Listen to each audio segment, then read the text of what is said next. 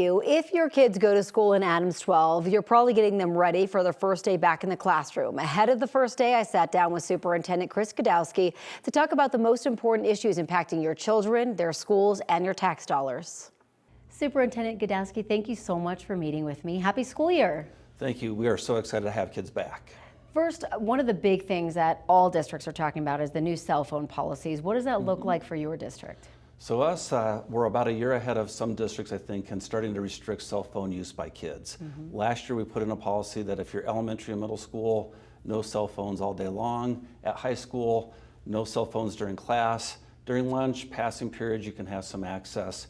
Really improved engagement, significantly reduced discipline. We feel like we're on the right track. How did you come to that conclusion? Was it a lot of feedback from the community and parents? A lot from parents, a lot from teachers.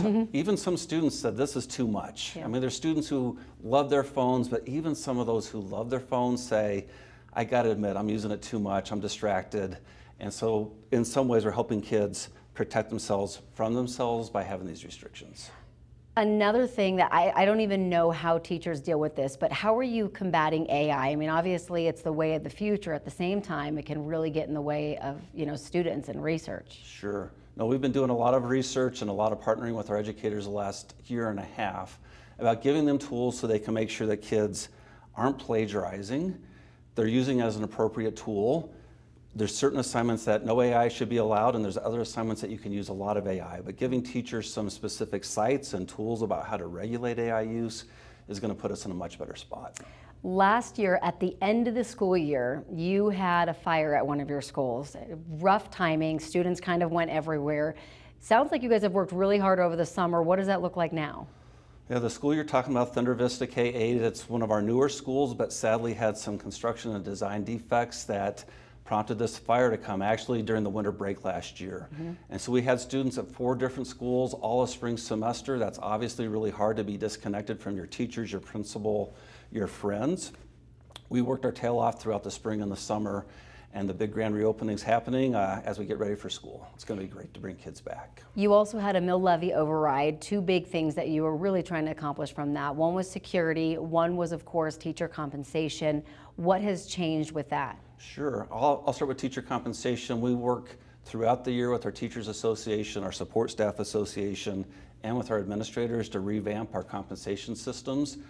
And we had 95% plus ratification by both of our employee groups, both our classified staff, bus drivers, kitchen workers, office staff, as well as our educators, saying thanks for investing in us. We made huge strides forward in our competitive standing. And then in security, we've got a handful of additional security people who can help support elementary schools in particular. If we have an incident, if we have someone who shouldn't belong on property, they can get there really quickly and help out.